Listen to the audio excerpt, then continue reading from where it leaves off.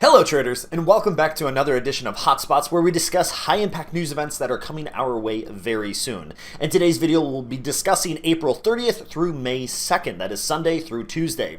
Starting off on Sunday, we will see a bank holiday in China, followed by a whole lot of nothing elsewhere in the world that's worth of notable mention. But as we work our way into Monday, there's bank holidays all throughout Europe. There's only one news event release that's worth mentioning, and that's at 10 a.m. Eastern Time out of the US.